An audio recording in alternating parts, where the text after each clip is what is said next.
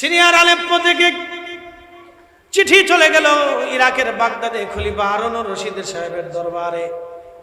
চিঠির মধ্যে লেখা, ইয়া আমিরাল মুমিনিন, আজকে 1 মাস হলো আমাদের শহরের বিচারক অসুস্থ,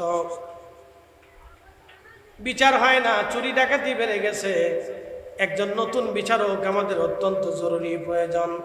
চিঠি পাওয়ার পরে খলিফা চিঠি লিখলেন, আগামী 1 সপ্তাহের মধ্যে আপনারা নতুন বিচারক পেয়ে যাবেন। 1 সপ্তাহের ভিতরে ইরাকের বাগদাদ থেকে নতুন বিচারক সিরিয়ার আলেপ্পো চলে গেল। সিরিয়ার আলেপ্পো চলে যাওয়ার পরে আলেপ্পো শহরে তিনি ফজরের নামাজ পড়ে বসে গেলেন বিচার করার জন্য। লোকেরা একটা বৃদ্ধ মহিলাকে ধরে নিয়ে আসছে বিচার করার জন্য। একটা বৃদ্ধ মহিলাকে ধরে আনছে বিচার করার জন্য। বিচারকের সামনে ধরে নিয়ে আসছে লোকেরা। বিচারক জিজ্ঞেস করলেন, এই মহিলার অপরাধ কি? লোকেরা বলল, বিচারক, এই মহিলা চুরি করতে যায় হাতে নাতে ধরা পড়েছে।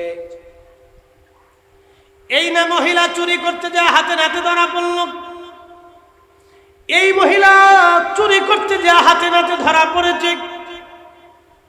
এই জন্য বিচারকের আদালতে নিয়ে আসছি, আমরা সঠিক বিচার চাই। বিচারক মহিলাকে জিজ্ঞেস করলেন, বুড়িমা, তুমি কি চুরি করছো? বুড়িমা জবাব দিল, হ্যাঁ আমি চুরি করেছি। বলে, মা কেন চুরি করছো তুমি বলো। মহিলা জবাব দিল, বিচারক, আজকে 7 দিন হলো আমার ঘরের মধ্যে কোনো দানা পানা নাই। আমার ছেলে মারা গেছে, ছেলের স্ত্রীও মারা গেছে, আমার 2টা নাতি সন্তান আমার ঘরে আছে। 7 দিন পর্যন্ত তারা ক্ষুধার্ত, আমি তাদের মুখে দানা পানি দিতে পারি না। সহ্য করতে না পেরে আমি রুটির দোকানে রুটি চুরি করতে গেলাম। আমি চোর, আমার বিচার করে দেন, আল্লাহর আইন আপনি আমার বিচার ফয়সালা করেন, আমি চোর। আমার দিকে তাকান, মহিলা চুরি করতে গেছে স্বভাবের কারণে না অভাবের কারণে? না, একসাথে বলেন, জোরে বলেন, স্বভাবে না অভাবে? স্বভাবে না অভাবে? জোরে বলেন, স্বভাবে না অভাবে? অভাবে। উন্নত বিশ্বগুলিতে চুরি হয় না, কারণ কি? তাদের অভাব নাই। আমার দেশে চুরি বেশি হয়, কারণ কি? অভাব আছে। কথা বলেন না, ঠিক কিনা? অভাব থাকবে না কেন? একজনের 4,000 কোটি টাকার মালিক, 80,000 কোটি টাকার মালিক, 1 লক্ষ কোটি টাকার মালিক, আর আরেকজনের ঘরে 10,000 টাকাও নাই। কি কথা কর? তো চুরি হবে না তো হবে তো আমার দেশে, আমার দেশেই তো চুরি হবে। কয়দিন আগে ঢাকা শহরে একটা মেয়ে গার্মেন্টস কর্মী চুরি করতে যে হাতে নাতে ধরা পড়ছে। 8 জন চুরি করছে না, কি হয়েছে আমি জানি না, ভিডিওতে দেখলাম তাকে খুব মারতেছে। আচ্ছা বলেন তো, এই স্থানে যদি আপনার মেয়ে হইতো, এই স্থানে যদি আপনার কলিজার টুকরা বোন হইতো, একটা মেয়ে চুরি করতে গেছে, পুরুষ মানুষ তাকে মারবে, অধিকার কে দিয়েছে? এইভাবে যদি চলতে থাকে আগামীর ভবিষ্যৎ বাংলাদেশ অন্ধকার আসবে। হ্যাঁ আসবে, অবশ্যই আসবে। আপনার বোন, আপনার মেয়ে, আপনার সন্তান অনিরাপদ হয়ে যাবে। তখন মব সৃষ্টি হবে, মব সৃষ্টি করে করে আপনার বোনের গায়ে হাত তোলা হবে, আপনার স্ত্রীকে মারা হবে, চোর সাব্যস্ত করা হবে, জেনাকারী করা হবে, আর আপনার বোনকে লুচ্চা বানানো হবে। আপনার বোনের স্বামী আপনার বোনকে লুচ্চা বানিয়ে ঘর থেকে বের করে মারতে মারতে পিটায় বের করবে। এইগুলি চলতে থাকলে আগামীর সমাজ ভেঙে যাবে, রাষ্ট্র নষ্ট হবে, আপনার আমার সন্তান অনিরাপদ হয়ে যাবে। এইগুলি চলতে দিতে হতে পারে না। এর আইন আছে, আদালত আছে, পুলিশ আছে, বিচার আছে, এইগুলি অবশ্যই সক্রিয় হতে হবে। কথা বলেন ঠিক না বেটা? কি আশ্চর্য, চলতে চলতে। আমার দিকে তাকান, ভালো করে বুঝবেন। মহিলা চুরি করতে গেছে অভাবে না স্বভাবে? জোরে বলেন। দেখেন, অভাবে এবং স্বভাবে চুরি করতে যাওয়ার কারণে বিচারক বুঝতে পারছে মহিলা অভাবে চুরি করতে গেছে। তখন বিচারক বলল, ফায়সালা আমি আজকে দেব না, আগামীকাল সকালে ফজরের নামাজের পরে দেব। কিন্তু এই বিচার কার্যে উপস্থিত থাকতে হবে যিনি নগর প্রধান, নগর পিতা। আমরা দেশে নগরের বাপ, আমি নাম দিছি চোরের খনি। ওরা চুরি না করলে আমাদের দেশের নগরের এরকম হইতো না। পায়খানা যায় না, পেশাব যায় না, পানি যায় না, বৃষ্টি একটু নামলে পানি বেঁধে থাকে। কে মানুষেরা কি তোমাদের কাছে খাবার চাই নাকি? মানুষ চাই একটু নিরাপত্তা, মানুষ চাই সুস্থ মতো বেঁচে থাকা, মানুষ চাই শান্তি মতো ঘুমাই।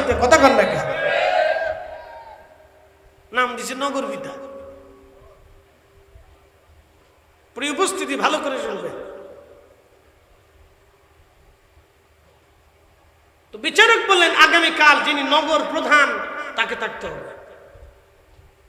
এই শহরের আলেপ্পো শহরের যিনি প্রধান, নগরের যিনি গভর্নর তাকে থাকতে হবে। যিনি নগরের নিরাপত্তা বিভাগের ডিভিশনের প্রধান তাকে থাকতে হবে। এই নগরের খাদ্য অধিদপ্তরের যিনি প্রধান তাকে থাকতে হবে।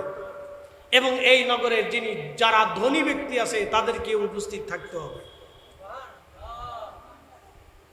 আদালত ফরমান দিয়েছে, পৃথিবীর সব দেশের আদালত স্বাধীন, আমাদের দেশের আদালতই একমাত্র পরাধীন। মনে কিছু নিয়ে দুঃখে বেড়ে কথা বললাম, স্বাধীনতার পর থেকে শান্তি পাইলাম না, খালি পিটি পিটি। দুই দিন পর পর কিলি কিলি মারামারি, ধরাধরি, গুতাগুতি। প্রিয় উপস্থিতি হাজিরিন, খলিফা বিচারক তিনি রায় দিয়ে দেওয়ার পরে পরের দিন সবাই উপস্থিত। বিচারক ফরমান দিলেন, এই মহিলা যেহেতু চুরি করেছে, আল্লাহর বিধান মোতাবেক তার হাত কেটে দেওয়া জরুরি ছিল, কিন্তু বৃদ্ধ তার দিকে তাকাইয়া অজ্ঞবোধে শিকারের কারণে আমি বিচারক তাকে হাত কাটা মওকুফ করে দিলাম, কিন্তু 100 বেত্রাঘাত আমি জরিমানা দিলাম। 100 বেত্রাঘাত আমি তার জন্য নিযুক্ত করলাম। এই চোরকে 100টা বেতের আঘাত করতে হবে, আর 100টা রৌপ্য দিনার আমি তার জন্য জরিমানা ধার্য করলাম। এই রায় দেওয়ার পরে বিচারক বিচারের আসন থেকে উঠে দাঁড়ায় বললেন, হে সুধী সমাজ, এই মহিলা ইচ্ছা করে চুরি করতে যায় না, সে চুরি করতে বাধ্য হয়েছে, কারণ তার ঘরে 2টা এতিম বাচ্চা আছে, সে দরিদ্র, ঘরে খাবার ছিল না। এই রাষ্ট্রের দায়িত্ব ছিল তার ঘরে খাবার পৌঁছায় দেওয়া। এই কথা বল না কেন? রাষ্ট্রের দায়িত্ব, রাষ্ট্রের দায়িত্ব তার ঘরে খাবার পৌঁছায় দেওয়া। খেলাফতের দায়িত্ব ছিল তার ঘরে খাবার পৌঁছায় দেওয়া। যেহেতু খলিফাতুল মুসলিমিন হারুনুর রশিদ তিনি তার দায়িত্ব অবহেলা করেছেন, অতএব আমি বিচারক খলিফার জন্য 20টা বেতের বাড়ি ধার্য করলাম এই মহিলার পক্ষ থেকে। একসাথে বলেন আল্লাহু আকবার। মহিলার জন্য 100টা বেতের বাড়ি ধার্য করেছিলাম, ওই 100 থেকে কাইটা 20টা বেতের বাড়ি খলিফার জন্য ধার্য করলাম। বাকি রইল কয়টা? 80টা। বিচার কারে কয় দিকে? যেহেতু খলিফার প্রতিনিধি আমি, তা আমার হাতে মেরে দেওয়া হবে। খলিফা তো ইরাকের বাগদাদে, ওনার তো পাওয়া যাবে না, যেহেতু ওনার পক্ষ থেকে আমি প্রতিনিধি। উনি বুঝাইতেছেন বিচারক, বিচারক নিজেই খলিফা। একসাথে বলবেন আল্লাহু আকবার।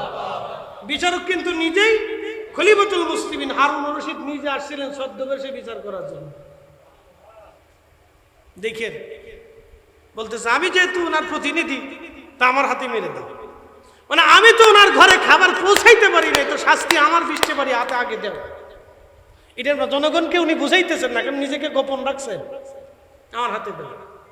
বেতের বাড়ি দেওয়ার সময় যেন আমাকে কোনো দয়া না দেখানো হয়, সমান তালে 20টা বেতের বাড়ি আমার হাতে দেব।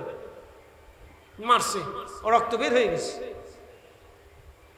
খলিফা রক্ত বন্ধ করলেন, ব্যান্ডেজ করলেন, বললেন এরপরে যিনি নগরের প্রধান আছে, খেলাফতের পক্ষ থেকে তার দায়িত্ব ছিল এই নগরের সুখ দুঃখ জনগণের সবকিছু বোঝা দেখা, সে তার দায়িত্ব পালন করে নাই, অতএব তার হাতে আরো 20টা বেতের বাড়ি মারো। একসাথে বলবেন আল্লাহু আকবার। না হয় না, আরো জোরে বলেন। শান্তি কি এমনি আসে? শান্তি এইভাবে আসে।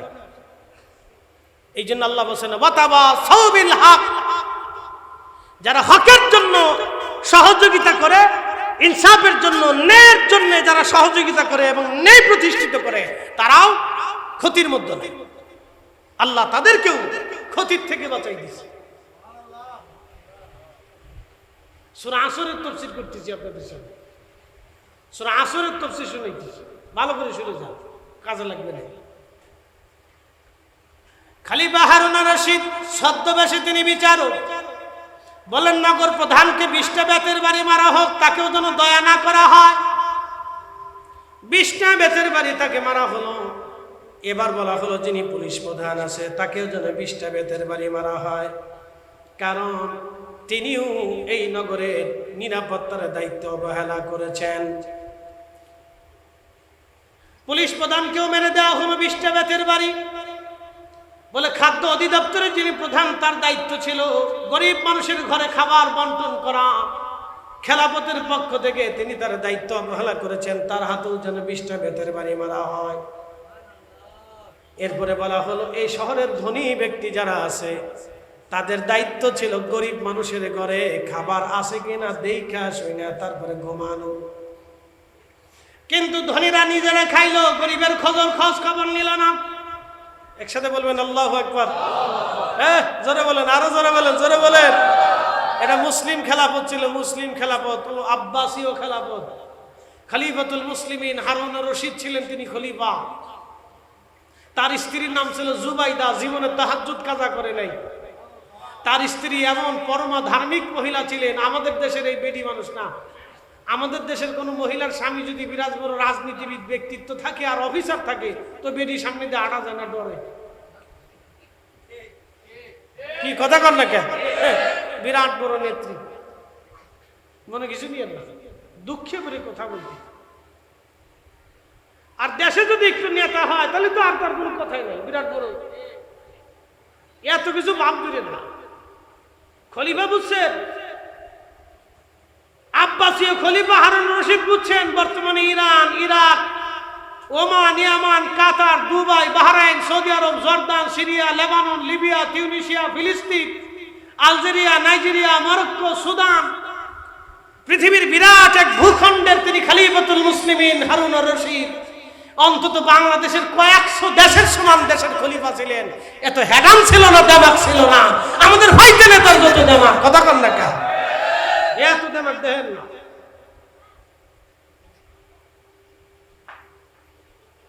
খলিফাতুল মুসলিমিন হারুন রশিদ। যারা ধনী আছে তাদের হাতের মধ্যে সমান তালি মেরে দাও। একসাথে বলবেন আল্লাহু আকবার। বলে কারণ কি? তারা তো অপরাধ করে নাই। অপরাধ একটাই, ধনীরা যদি গরিব মানুষের খোঁজ নিত তাহলে এই বৃদ্ধের সন্তানগুলি, এতিম বাচ্চা নাতিগুলি না খেয়ে থাকতো না, আর এই বৃদ্ধকে চুরি করতে হতো না। কথা বলেন ঠিক কিনা? এই জন্য সমাজ ও রাষ্ট্র চোর বানায়। ব্যর্থতার কারণে চোর ডাকাত বাড়ে। এই আমার দিকে তাকান তো, আমার দেশে নেশাখোর বাড়বে কেন? নেশা বিক্রি করে কারা? বাংলাদেশ প্রশাসন কি তাদেরকে চিনে না? এই কথা বল না কেন, চিনে না? তো যারা নেশা বিক্রি করে এদেরকে ধরে বাটাম চালান দিয়ে দিলি তো নেশা বিক্রি বন্ধ হয়ে যায়। কিন্তু দেবে না তো, দেবে না তো। এই জন্য ন্যায়ের পক্ষে থাকবেন, ন্যায়কে সমর্থন করবেন, ন্যায়কে প্রতিষ্ঠিত করার জন্য আপনারা সহযোগিতা করবেন। আল্লাহ তৌফিক দিক বলে না আমিন। আপনাদের দেশে যারা নির্বাচিত হয়, যারা নেতৃত্ব দেয়, তাদের মধ্যে যারা সৎ ব্যক্তি আছে আপনারা তাদেরকে সাপোর্ট করবেন। কি কথা ঠিক আছে না? যারা সৎ ন্যায় বিচার করে আপনারা সবাই মিলে তাকে সাপোর্ট করবেন। তাই তো আপনি ন্যায়ের পক্ষে সাপোর্ট করলেন, ন্যায়কে প্রতিষ্ঠিত করার জন্য আপনি সমর্থন করলেন। এটাও একটা ইবাদত, মনে রাখেন। এগুলো অনেক বড় সুন্নাহ, অনেক বড় সুন্নাহ। খালি ফরিদ হিসাবের মতো পাগড়ি মাথায় দিয়ে রাস্তায় হাঁটলে সুন্নত হয় নাকি? এগুলো অনেক বড় সুন্নাহ। ন্যায়ের পক্ষে সমর্থন করা, ন্যায়বান ব্যক্তিদেরকে সাহায্য করা, যারা ন্যায় প্রতিষ্ঠিত করে, ন্যায় বিচার করে তাদেরকে সাহায্য করা, তাদের পক্ষ নেওয়া, তাদেরকে মদত দেওয়া এবং তাদের সাথে থাকা এবং সেই কাজে আঞ্জাম দেওয়া, এগুলো নবীজির দিন দেওয়া অনেক বড় আদর্শ। আল্লাহ সেই আদর্শে আমাদের জিন্দগি জীবনকে উদ্ভাসিত করুক। সকলে বলে না আমিন। অথবা সাউবিল হক, এই হক, এই ন্যায়কে প্রতিষ্ঠিত করে, মনে রাখবেন। প্রিয় মুস্তিদি হাজিরিন, ধনীদেরকে হাতের মধ্যে বেতের বাড়ি, বাকি 20টা মারা হলো। এবার তিনি বিচারক বললেন, যিনি বিচারক তিনি তো খলিফা, তিনি বললেন যেহেতু আমি প্রতিনিধি হয়ে আসছি, বিচারক হয়ে আসছি, অতএব এই মহিলার 100 রৌপ্য দিনারের 50 দিনার আমি জরিমানা বাবদ দিলাম। বাকি নগর যিনি প্রধান তিনি জরিমানা দিবেন 50, বাকিজন 50, বাকিজন 50। এইভাবে 50 দিরহাম করে 200 দিরহাম জমা হয়ে গেল। 200 দিরহাম জমা হয়ে যাওয়ার পরে এবার বিচারক তিনি বললেন 20 দিরহাম রুটির দোকানদারকে দিয়ে দাও। তার ক্ষতিপূরণ 20 দিরহাম দিয়ে দেওয়া হলো। বাকি 180 দিরহাম ওই বৃদ্ধ মহিলার হাতে দিয়ে বলেন, মা, বুড়ি মা, তুমি ক্ষুধার্ত ছিলা একেবারে 3 দিন 7 দিন পর্যন্ত তুমি ক্ষুধার্ত ছিলা। এই দিরহামগুলি তোমাকে দিয়ে দিলাম, এই দিরহামগুলি তোমাকে দিয়ে দিলাম খলিফা। আগামী 1 মাসের ভিতরে ইরাকের বাগদাদে খলিফার রাজদরবারে হাজির হবা। সবার সামনে খলিফাতুল মুসলিমিন হারুন রশিদ তোমার কাছে ক্ষমা চাইতে বাধ্য। একবার জোরে বলা যাবে কি মারহাবা। খলিফা হারুন রশিদ তোমার কাছে ক্ষমা চাবে। যিনি বিচার করছেন তিনি খলিফা। আগামী 1 মাসের ভিতরে তুমি রাজ দরবারে উপস্থিত হবে ইরাকের বাগদাদে। খলিফা প্রকাশ্যে রাজ দরবারে তোমার কাছে ক্ষমা চাবে।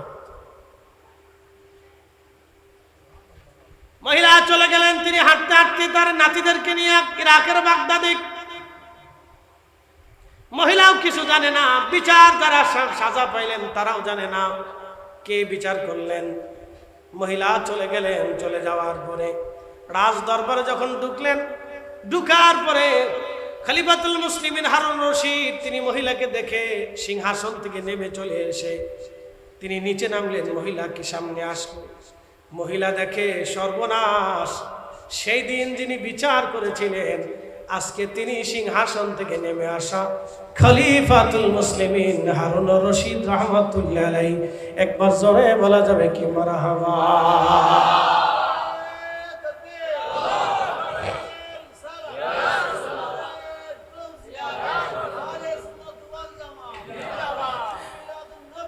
খলিফা হারুন রশিদ সবার সামনে ডাক দিয়ে বলেন, হে বুড়িমা, আমি তোমাকে ইরাকের বাগদাদে রাজ দরবারে আমি নিয়ে এসেছি। এই জন্য রাজ দরবারে সকল শুধু জ্ঞানী গুণীজনরা থাকে, রাষ্ট্রের প্রধানরা এখানে থাকে। আমি সবার সামনে তোমার কাছে ক্ষমা চাইতে বাধ্যই জন্য সবাই দেখুক আমি ভুল করেছি। ভুলের মাসুল হিসেবে আমি নিজে ক্ষমা চাই। একটু চিন্তা করেন তো, একজন রাষ্ট্রপ্রধান, একজন মুসলিম মিল্লাতের প্রধান, তবে পৃথিবীর অনেকগুলি দেশের প্রধান তিনি। Iraq, Iran, Afghanistan, Iraq, Iran, Kuwait, Qatar, Bahrain, Dubai, Saudi Arab, ওমান, ইয়ামান, Jordan, Syria, Lebanon, Libya, Tunisia, ফিলিস্তিন, আলজেরিয়া, নাইজেরিয়া, সুদান, মরক্কো থেকে শুরু করে পৃথিবীর বিরাট প্রায় 20টা দেশের খলিফা ছিলেন তিনি। বর্তমান বাংলাদেশের কয়েকশো দেশের সমান হবে। যেহেতু আমি আল্লাহ আমাকে খলিফা বানিয়েছেন, তুমি 7 দিন পর্যন্ত ক্ষুধার্ত ছিলা, ক্ষুধার যন্ত্রণায় তুমি কষ্ট পেয়েছ, তোমার ঘরে এতিম বাচ্চারা ক্ষুধার্ত ছিল। বুড়িমা, সেই দিনের বিচারক আমি নিজে ছিলাম, ফাইসালাটা আমি নিজে করেছিলাম। দেখো আমার হাতের মধ্যে বেতের আঘাত লেগে আছে,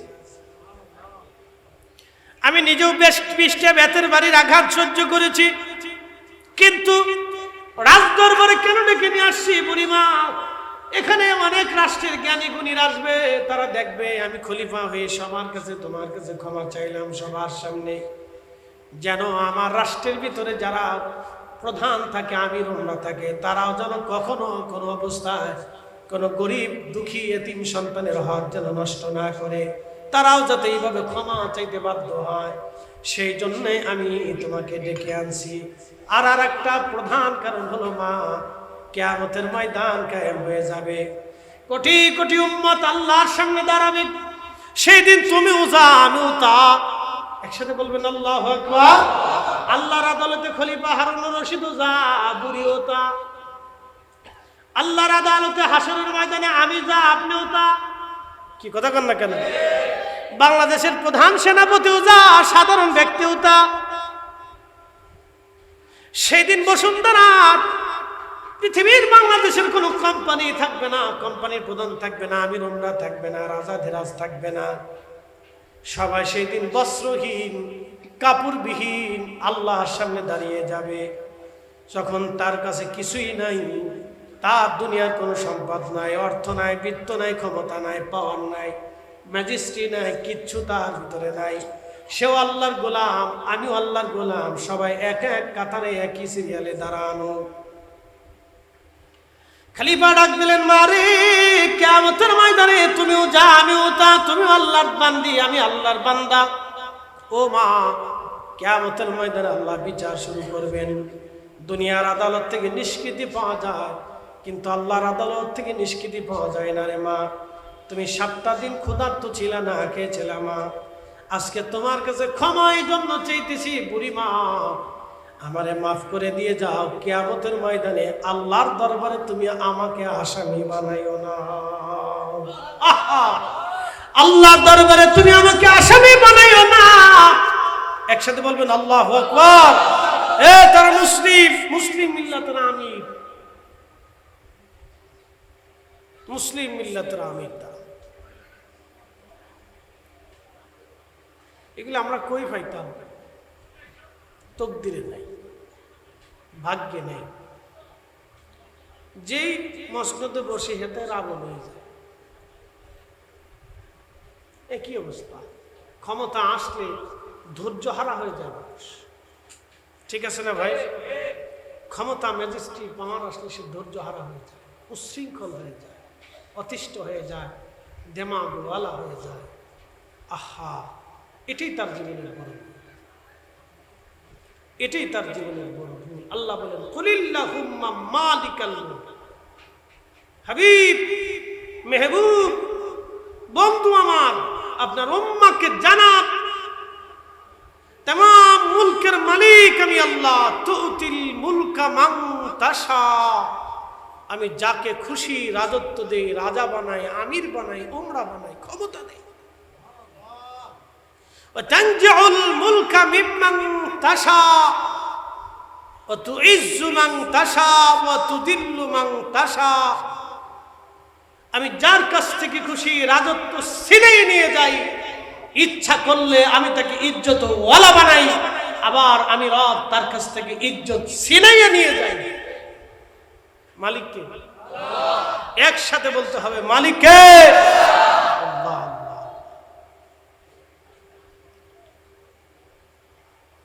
শুনেন, মানুষের হাতে যদি সবকিছু থাকতো তাহলে চেঙ্গিস খান মরতো না, চেঙ্গিস খানের সাম্রাজ্য ধ্বংস হতো না। মানুষের কাছে যদি সবকিছু থাকতো তো উসমানীয় সালতানাতের খলিফারা মরতো না, সেলজুকের খলিফারা মরতো না, ফাতিমি আব্বাসী উমাইয়ার সাম্রাজ্যের খলিফারা মরতো না, চাইনিজ সাম্রাজ্যের বাদশারা মরতো না, মুঘল এম্পায়ার আর সালতানাত নবাবীদের নবাবরা মরতো না, ব্রিটিশদের সূর্য কখনো অস্তমিত যেত না। শুনে রাখবেন, রোমান এম্পায়ার ৭,০০০ বছর ধরে পৃথিবী শাসন করেছিল, তাদের সাম্রাজ্য নিশ্চিহ্ন হতো না। পার্সিয়ান সাম্রাজ্য পৃথিবীতে ৪,০০০ বছর রাজত্ব করেছিল, তাদের রাজত্বের সূর্য অস্ত যাইত না যদি মানুষের হাতে, রাজা বাদশার হাতে কিছু থাকতো। সব একসাথে বলেন কার হাতে? না না, জোরে বলেন কার হাতে? জোরে বলেন, হাত উঁচু করে বলেন কার হাতে? তাহলে বিধান মানবো কার? আল্লাহটাই মেনে দুনিয়ার থেকে জীবন যাপন করা বুদ্ধিমানের কাজ, বুদ্ধিমানের কাজ। এই জন্য আল্লাহ কি বললেন? ওই সে আয়াত, কুলির রূহ, বলে দেন রূহ মিন আমরি রাব্বি, হাবিব বলে দেন এই রূহটা আমি আল্লাহ পাকের হুকুম, সে মালিকের হুকুমে দেহের ভিতরে আসছে, আবার চলে যাবে, আল্লাহর হুকুমে চলে যাবে। কে নিয়ে যাবে? মালাকুল মউত নিয়ে যাবে। কার হুকুমে? আল্লাহর হুকুমে। যিনি হুকুম দিলেন তাকেও দেখা গেল না, যাকে নিতে হুকুম দিলেন তাকেও দেখা গেল না, এবং যাকে নিয়ে যাওয়া হলো তাকেও দেখা গেল না। কি আশ্চর্য! আমাকে যখন নিয়ে যাওয়া হবে আপনি দেখবেন না যে আমাকে কোন রাস্তা দিয়ে নিয়ে যাওয়া হলো, তো আমি চলে যাব এটা সত্য। আপনাকে নিয়ে যাওয়ার সময় আপনি দেখবেন না যে কোন রাস্তা দিয়ে আপনাকে নিয়ে যাওয়া হচ্ছে, আপনার স্ত্রী, সন্তান, পরিজন, ডক্টর, কেউ না। কিন্তু নিয়ে যাওয়া হবে, এটা সত্য। যিনি নিবে তিনিও সত্য, যার হুকুমে নেওয়া হচ্ছে তিনিও সত্য। আর একটা জগতে নিয়ে যাওয়া হচ্ছে, সেই জগৎ সত্য। যেই দুনিয়ার জগতে 60 বছর 80 বছর বিচরণ করেছেন, এই জগৎ সত্য। যিনি কলির রূহ, ফরিদি সাহেবের রুহু আপনাদের সামনে বয়ান করতেছে, তিনিও সত্য। আপনারা বসে বসে আমার বয়ান শুনতেছেন, আপনারাও সত্য। আপনি যেই মালিকের হুকুমে চলে যাবেন, সেই মালিক সত্য। আপনার বডির ভিতরে যেই মালিক আপনাকে পাঠিয়েছে, সেই মালিক সত্য। আপনার বডির স্ট্রাকচার আল্লাহ 4টি বস্তু দিয়ে বানিয়েছেন, সেটাও সত্য। যিনি নিবেন তিনিও সত্য। দুনিয়ার আগে আপনি রেহেমের জগতে মায়ের পেটের মধ্যে ছিলেন, সেটাও সত্য। এই মায়ের পেটের ভিতরে আপনার অক্সিজেন, পানি, খাবার যা যা প্রয়োজন ছিল, যে রব দিয়েছিলেন, এই রবও সত্য। আপনি মায়ের পেটের ভিতরে ছিলেন, এটাও সত্য। মায়ের পেটে আসার আগে আপনি রূহের জগতে ছিলেন, ওই জগৎ সত্য। আপনি আবার আখিরাতের জগতে, ওয়াবিল আখিরাতি হুম ইউকিনুন, আখিরাতের জগতে দাঁড়াবেন, সেই আখিরাতও সত্য। মালিক ইয়াউমিদ্দিন, সেই বিচার দিনের মালিক আমার রব, সেই মালিকও সত্য। সেই দিন বিচার প্রতিষ্ঠিত হবে, সেই দিনটাও সত্য। সেই দিনে আমার রসুল হবে মাকামে মাহমুদ ওয়ালা, সেটাও সত্য। আমার রসুলকে সেই দিন দেওয়া হবে হাউজে কাউসারের মালিকানা, এটাও সত্য। কথা কন্যা কেন, ঠিক কিনা? বুঝে কবরে যাবেন, বুঝে কবরে যাবেন। এই জন্য আমরা সুন্নি, আমরা হকের উপরে আছি, এটাও সত্য। হাত উঁচু করে বলেন, ঠিক না বেঠে?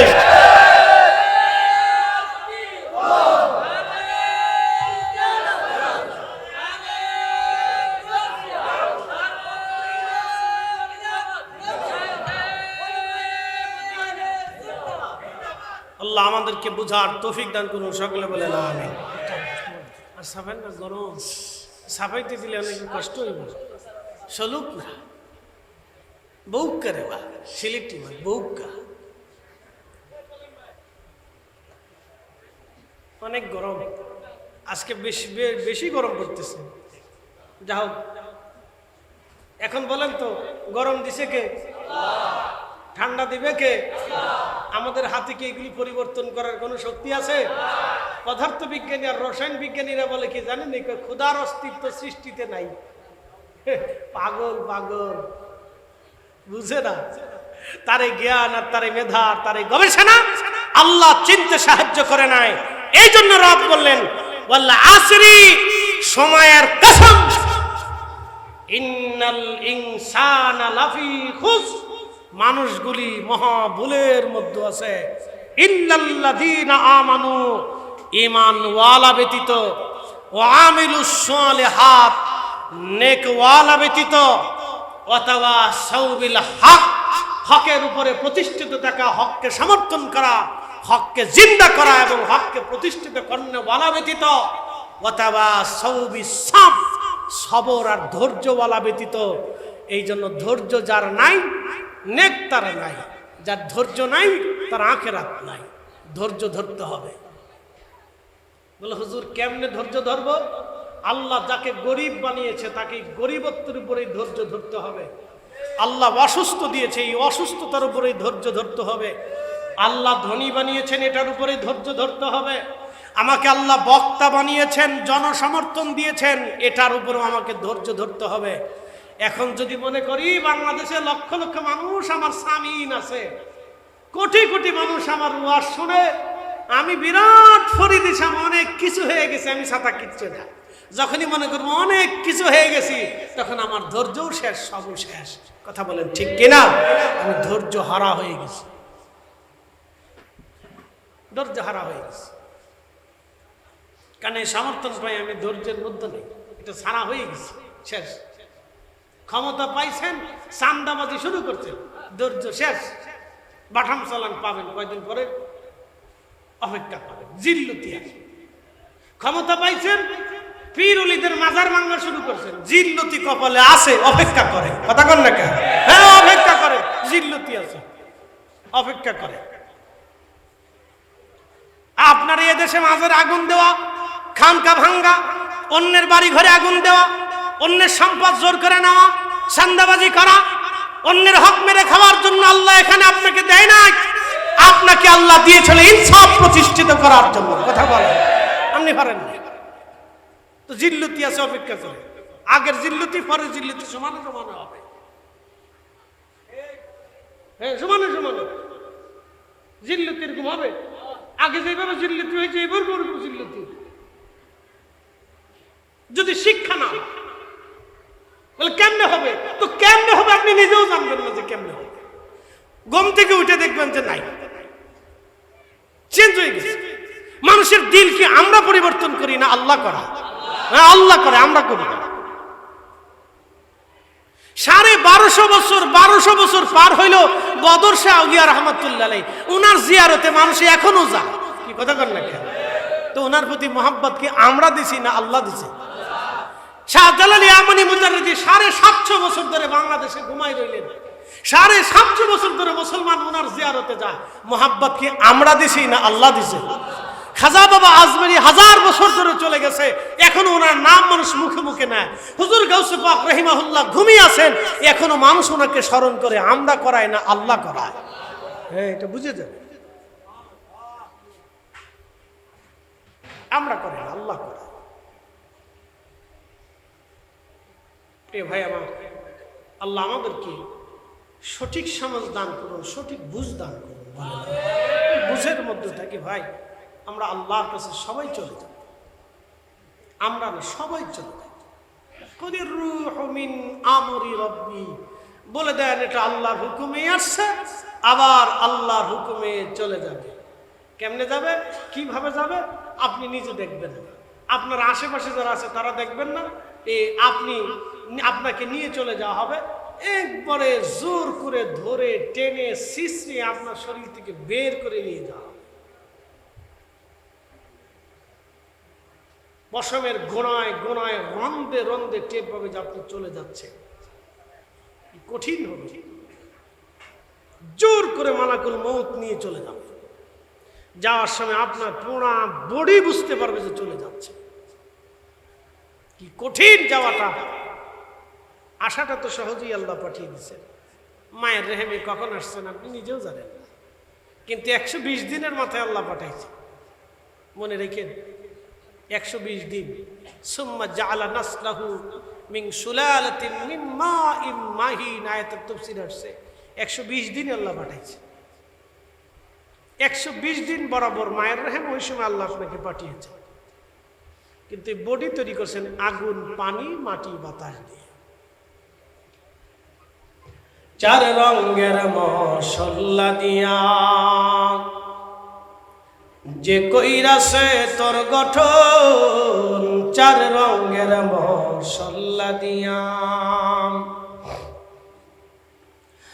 আগুন, পানি, মাটি, বাতাস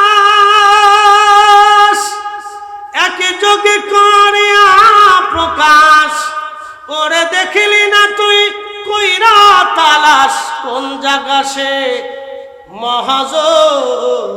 4 রঙের মশলা দিয়া যে কইরাছে তোর গঠন, 4 রঙের মশলা দিয়া। আল্লাহ বডি বানাইয়া, দেহ দিয়া, রুহ দিয়া দুনিয়াতে পাঠাইছে। ধৈর্যের উপরে থাকবেন, সবর লালন করবেন অন্তর। একজন গালি দিলেই গালি দেওয়া যাবে না, বকাঝকা করলেই আপনি বকাঝকা করতে পারবেন। ধৈর্য ধর।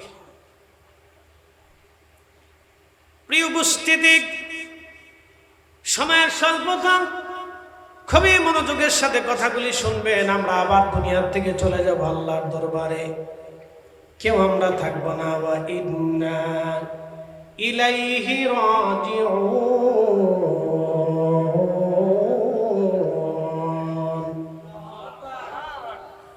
নিশ্চয় অবশ্যই আমরা আল্লাহর কাছে ফিরে চলে যাব। আমরা আল্লাহর কাছে আবার ফিরে চলে যাব।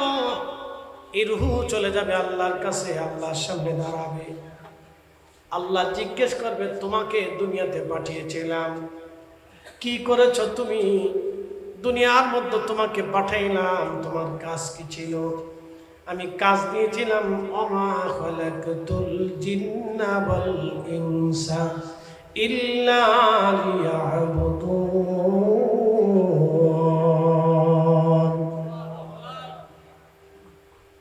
আমি কাজ দিয়েছি দুনিয়াতে তুমি আমি আল্লাহর গোলামি করবে, আমার ইবাদত করবে, আমার দেওয়া বিধান আমার রসুলের পথ তুমি অনুসরণ করবে, সেই জন্য তোমাকে দুনিয়াতে আমি পাঠাইলাম। তুমি করছো কি? সেদিন আল্লাহর সামনে কি জবাব দিবেন? আপনি কি কথা বলবেন? আল্লাহর সামনে আপনার জবাব দিতে কি হবে? কবরের মধ্যে তিনটা প্রশ্ন, মার রাব্বুকা ওমা দীনুকা মা কুনতা তাকুলু ফি হাক্কি হাদার রাজুল। তিনটা প্রশ্ন আপনাকে করা হবে, জবাব কেমনে দিবেন?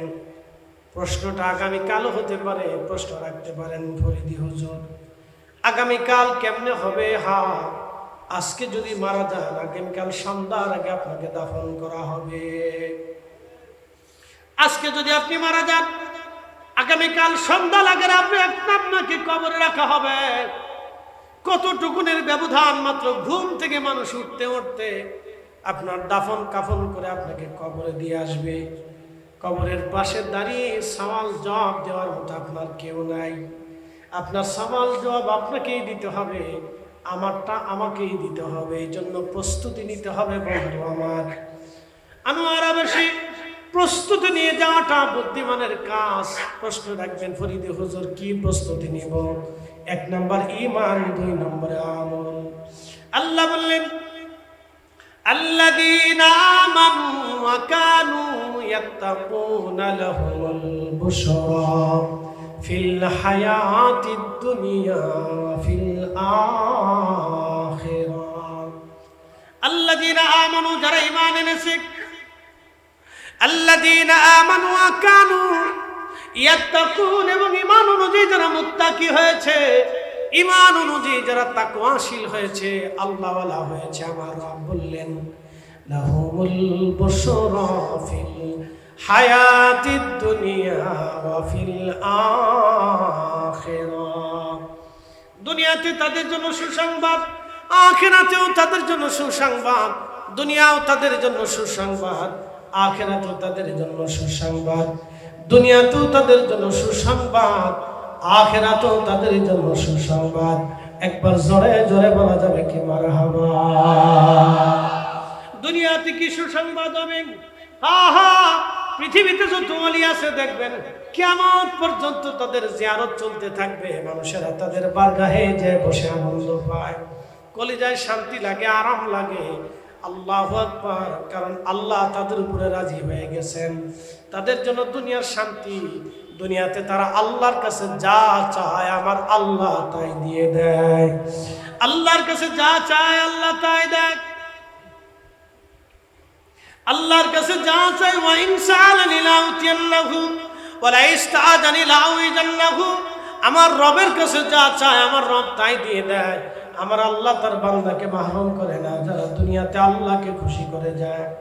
লাহুমুল বুশরা ফিল হায়াতিদ দুনিয়া ওয়া ফিল আখিরাহ। তারা দুনিয়ার সুসংবাদ নিয়ে কবরে চলে যায়, আখিরাতের সুসংবাদ নিয়ে কবরে চলে যায়। প্রিয় উপস্থিতি, আগামীকাল কবর হতে পারে, যে কোনো সময় আমার আপনার জীবনে সেই মুহূর্তটা আসতে পারে। অবশ্যই আসবে, এটা সত্য। অবশ্যই সেই মুহূর্ত আসবে, এটা সত্য। অবশ্যই সেই সময় আসবে, এটাও সত্য। জিন্দেগি তোর যাইরে ফাঁকি দিয়া রে সোনার আদম। জিন্দেগি তোর যাই ফাঁকি দিয়া, ও আদম রে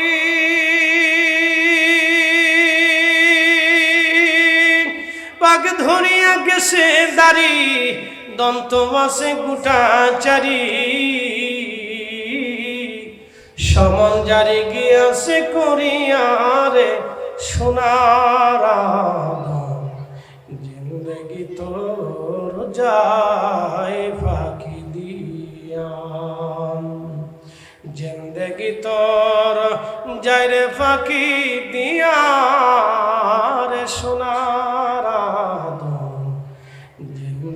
তোর যায় ফাঁকি দিয়া সালাতুন ইয়া রাসূলুল্লাহ আলাইকুম আহা সালাতুন ইয়া রাসূলুল্লাহ আলাইকুম সালামুন ইয়া।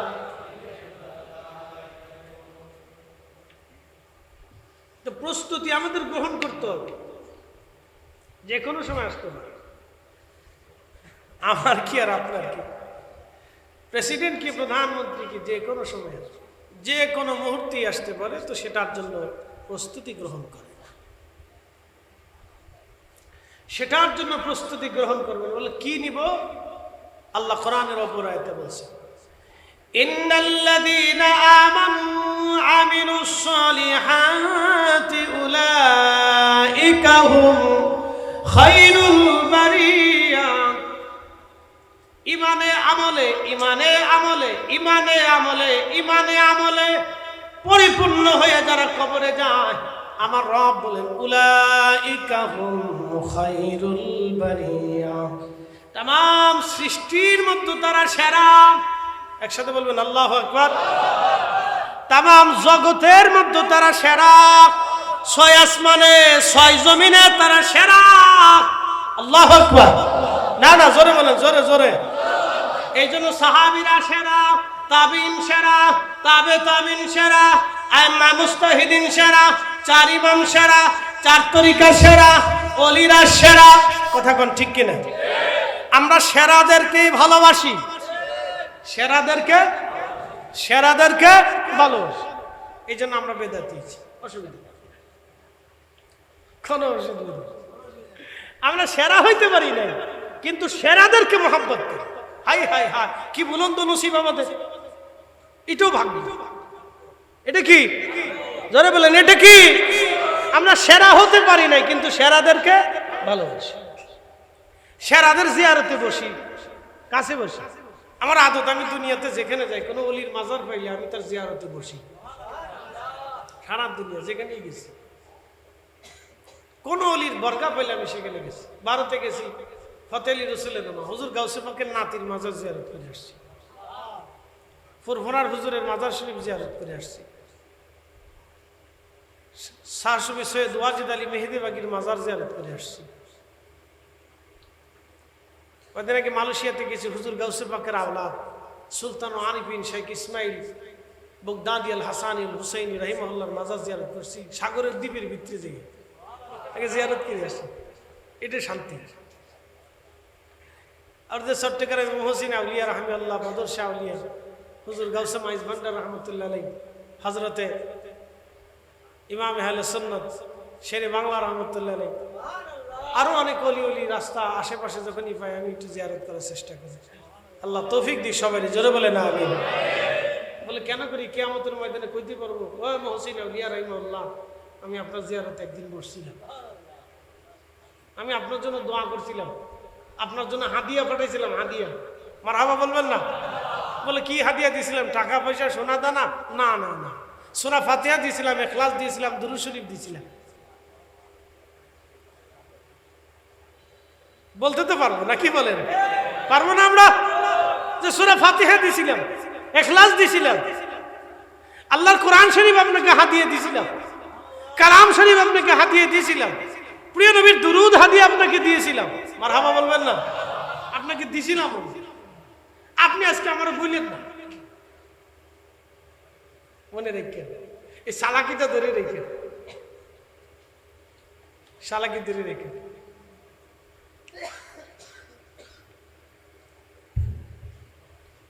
এই জন্য আমিলুস সালিহাত, ইমানে আমলে যারা পাকা হয়, আল্লাহ বলছেন খারাপ দুনিয়ার সাত আসমান সাত জমিনে যা কিছু আছে সব কিছু থেকে আল্লাহ তাদেরকে শ্রেষ্ঠত্ব দিয়ে দেয়। উলাইকা হুম খায়রুল বারিয়া, तमाम জগৎ সমূহের মধ্যে তাদেরকে আল্লাহ শ্রেষ্ঠত্ব দিয়ে দেয়। একসাথে বলবেন আল্লাহু আকবার। এই শ্রেষ্ঠত্ব নিয়ে আমাদেরকে কবরে যেতে হবে, যেহেতু আমরা সুন্নি মুসলমান। কি মুসলমান? সুন্নি মুসলমান। আমাদের দুর্নাম হইলে সুন্নিয়তের গায়ে তহমত আসে। এই জন্য আমরা এমন কোনো কাজ করব না যে কাজের কারণে আমার আকা মাওলা তাজদারে মদিনার দেওয়া সেই সুন্নিয়ত কলঙ্কিত হয়, প্রশ্নবিদ্ধ হয়। এই কাজ আমরা করব না, এটা মনে রাখবেন। প্রিয় ভাই আমার, নামাজে, জিকিরে, ফিকিরে, হালালে, হারামে বেছে কুছে আমাদের চলাটা জরুরি। প্রিয় নবীর সুন্নতগুলি আমাদেরকে মেনে মেনে চলা জরুরি। এগুলি আপনারা মেনে চলবেন। এগুলির প্রিয় নবীর সুন্নতে নিজেকে রাঙ্গিয়ে তুলবে, এটার বিকল্প কোনো রাস্তা নেই। আল্লাহর হাবিবের সুন্নতে নিজের জিন্দিগিকে রাঙ্গাবেন। মনে রাখবেন, আল্লাহ রসুলের মতো শ্রেষ্ঠত্ব আর কেউ নাই। আমরা শ্রেষ্ঠ নবীর উম্মত, আল্লাহ বাস করছেন। কুনতুম খায়রা উম্মাতিন উখরিজাত লিন-নাসি তা'মুরুনা বিল মা'রুফি ওয়া তানহাউনা 'আনিল মুনকার। আল্লাহ বলেন, কুনতুম খায়রা উম্মাত, সৃষ্টির মধ্যে তোমরা শ্রেষ্ঠ। একসাথে বলবেন না মারহাবা? তোমাদেরকে আমি আল্লাহ শ্রেষ্ঠত্ব দিলাম। খায়রা উম্মাতিন উখরিজাত লিন-নাসি তা'মুরুনা বিল মা'রুফি ওয়া তানহাউনা 'আনিল মুনকার। দুনিয়ার মধ্যে তোমরা দুটি কাজ করবে। একটা কাজ হলো দুনিয়াতে তোমরা ভালো কাজের দাওয়াত দিবে, খারাপ কাজ থেকে ফিরাবে। আজকের মাহফিলটা তারই একটা অংশ। আজকের এই মাহফিল তারই একটা অংশ, ভালো কাজের দাওয়াতের একটা অংশ, ঠিক কিনা? আজকের মাহফিলটা ভালো কাজের দাওয়াতের একটা অংশ। তা'মুরুনা বিল মারুফ। আমরা এই পরিবার সুলাইমান সওদাগর, হাজী পরিবারের, সওদাগর পরিবারের যারা আছে তারা ইন্তজামটা করছে। এই যে দাওয়াতের একটা অংশ, ভালো কাজের দাওয়াতের একটা অংশ, খারাপ কাজ থেকে ফিরানোর একটা অংশ। কেউ বই লেখে করে, কেউ ওয়াজ করে, কেউ ওয়াজ সাজায় করে, কেউ মসজিদ তৈরি করে, কেউ মসজিদে দাঁড়ায় মানুষকে নসিহত করে। ভালো কাজ উদ্বুদ্ধ করা, খারাপ কাজ থেকে মানুষকে ফিরানো। এই মাহফিল অনেক অংশের একটা অংশ, অনেক পদ্ধতির একটা পদ্ধতি, অনেক অংশের একটা অংশ, অনেক পদ্ধতির একটা পদ্ধতি আজকের এই মাহফিল। এই জন্য মাহফিলগুলিতে যারা সহযোগিতা করছেন তারাও এই অংশীদারিত্ব নিয়েছেন, যারা আসছেন তারাও অংশীদারিত্ব নিয়েছেন, যারা বুদ্ধি দিয়েছেন তারাও এর বেনিফিট পাবেন, যারা সহযোগিতা করছেন কথা দিয়ে তারাও বেনিফিট পাবেন, তারা দূর থেকে সহযোগিতা করছেন তারাও পাবেন, যারা টাকা দিয়ে করছেন তারাও পাবেন, যারা শারীরিক শ্রম দিয়েছেন তারাও পাবেন। তা'মুরুনা বিল মা'রুফি ওয়া তানহাউনা 'আনিল মুনকার। কিন্তু খারাপ কাজের তিনটা হাকিকত আছে, তিনটা পার্ট আছে। একটা হলো, যদি কোনো অন্যায় আপনি দেখেন, খারাপ কাজ দেখেন, তাহলে সেটা হাত দিয়ে প্রতিহত করবেন। যদি হাত দিয়ে প্রতিহত করতে না পারেন, কারণ হাত দিয়ে প্রতিহত করাটা আমাদের দায়িত্ব, কিন্তু যেহেতু রাষ্ট্র আছে, প্রশাসন আছে, জটিল কোনো খারাপ কাজ হলে সেটা রাষ্ট্রের পর্যায়ে চলে যায়, রাষ্ট্র সেটা দেখবে, বিচার ফায়সালা করা রাষ্ট্রের কাজ। আমরা কখনো বিচার নিতে পারবো না হাতে, আইনকে আমাদের হাতে তুলে নিতে পারবো না, এবং আমরা নিজেরা কখনো শাস্তি দিতে পারবো না। শাস্তি আদালত দিবে, বিচার দিবে, প্রশাসন দিবে।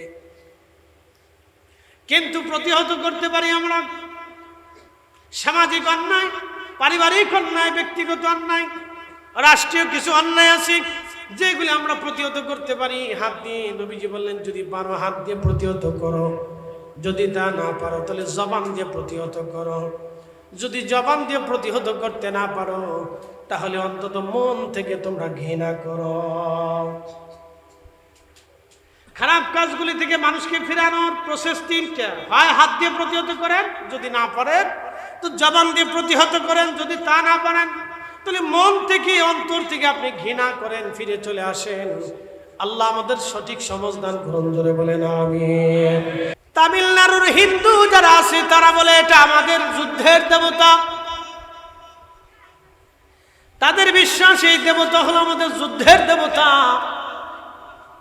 এক এক অঞ্চলে এক একজন সনাতনীর এক এক রকম বিশ্বাস, কিন্তু তামাম দুনিয়ার সব মুসলমানদের বিশ্বাস এক, লা ইলাহা ইল্লাল্লাহু মুহাম্মাদুর রাসূলুল্লাহ সাল্লাল্লাহু আলাইহি ওয়াসাল্লাম।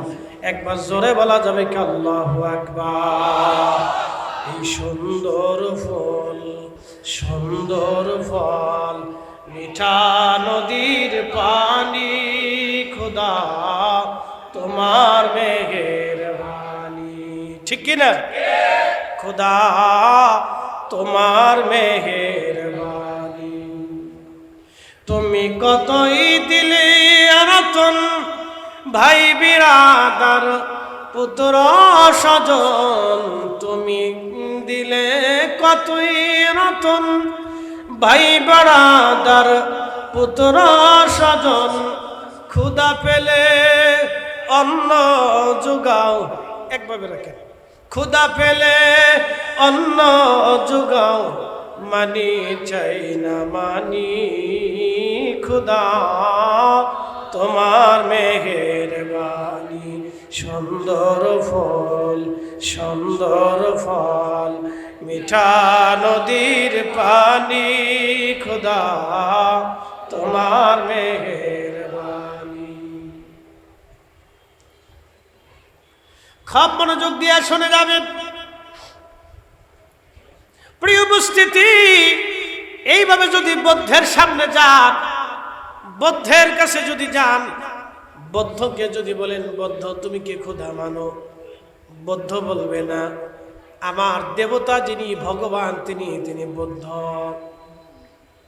বৌদ্ধের মূর্তি নির্মাণ করে ওই মূর্তির সামনে তারা সেজদা দিয়ে বৌদ্ধের কাছে বিদ্যা চায়, টাকা চায়, সম্পদ চায়, অর্থ চায়, ক্ষমতা চায়, দয়া চায়, ক্ষমা চায়।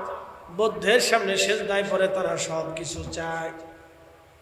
এই জন্য মুসলমানরা ভুলের মধ্যে নাই। বলে কারণ কি?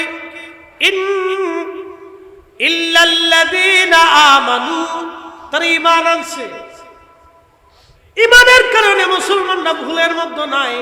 আর একটু আপনাদেরকে বোঝাই, আমরা অবশ্যই মারা যাব, আমরা অবশ্যই মৃত্যু নেব।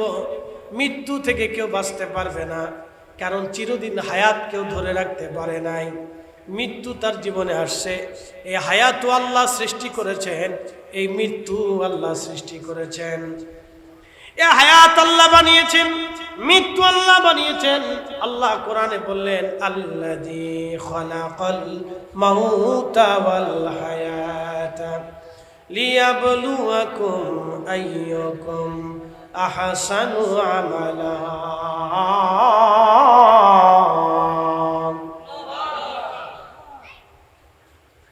আল্লাযী খালাকাল মাউত, আমি মৃত্যু সৃষ্টি করেছি, ওয়াল হায়াত, এবং জীবন সৃষ্টি করেছি।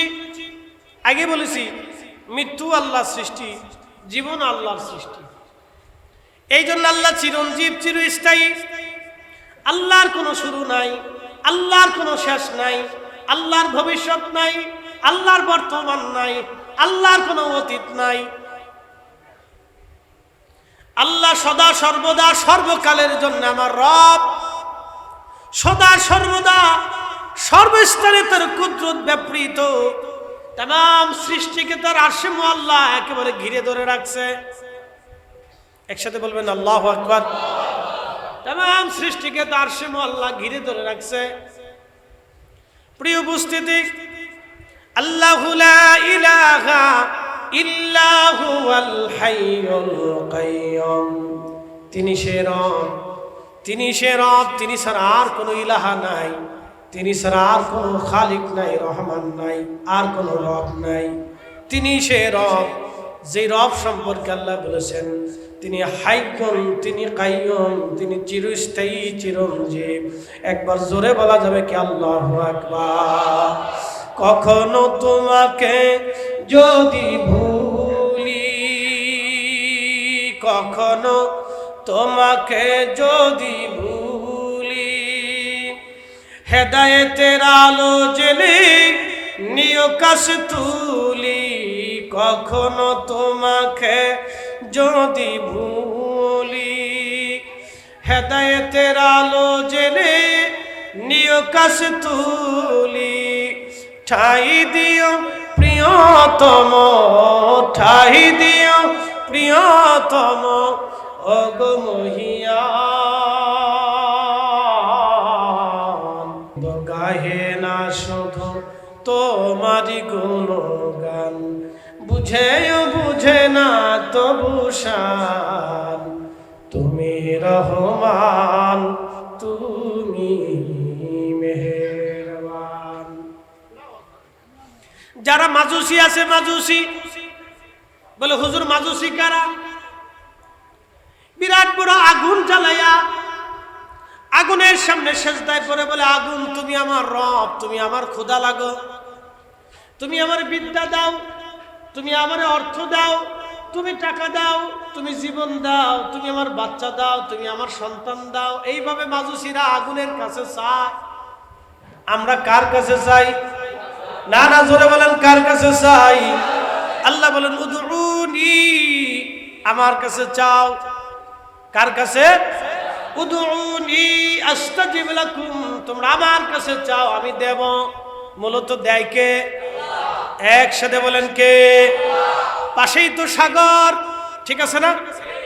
পাশেই তো সাগর, সাগরে প্রত্যেকদিন জোয়ার আসে, আবার ভাটি চলে যায়।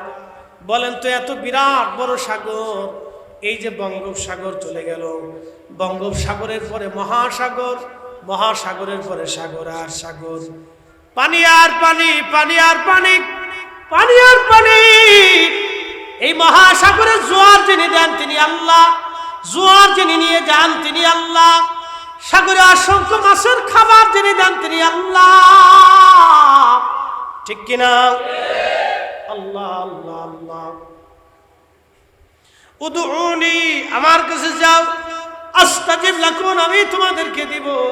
ইন্নাল্লাযীনা ইস্তাকবিরুনা আন ইবাদাতি সায়াদখুলুনা জাহান্নামা দাখিরিন। যদি আমার কাছে না চাও, আল্লাহ হুঁশিয়ার করলেন, এ বান্দা তুমি যদি আমার কাছে না চাও, যদি আমি রবের কাছে না চাও, আমি আল্লাহর কাছে তুমি যদি না চাও, আমি ব্যতীত কোন প্রতিমার সামনে যদি চাও, কোন মূর্তির সামনে যদি চাও, কোন দেবতার সামনে যদি চাও, পাথরের সামনে যদি চাও, সাগরের সামনে যদি চাও, আগুন জ্বালায় যদি চাও। শিখ ধর্মের যারা আছে তারা গুরু নানকের সামনে চায়, গুরু নানকের মূর্তি বানাইয়া, গুরু নানকের ওই মূর্তি বানাইয়া তারা ওইখানে মন্দির স্থাপন করে, তারা ওইখানে চায় তুমি আমার ভগবান, তুমি আমারে দাও। মাজুসিরা আগুনের কাছে চায়, বিভিন্ন জন বিভিন্ন জনের কাছে চায়, খ্রিস্টানরা ক্রুশের কাছে চায়। এইভাবে বিভিন্ন ধর্মে আছে। প্রিয় উপস্থিতি, খুব মনোযোগ দিবেন।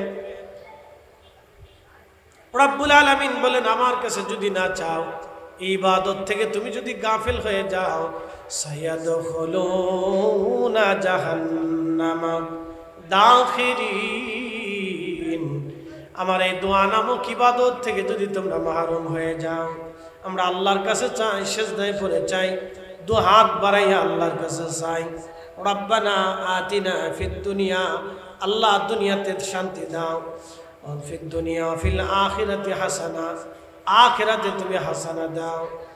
রব্বানা যালামনা আনফুসানা, আল্লাহ নফসের সাথে জুলুম করেছি, ওয়া ইল্লাম তাগফির লানা ওয়া তারহামনা লানাকুনান্না মিনাল খাসিরিন। আল্লাহ তওবা করলাম, আপনি মাফ করে দেন।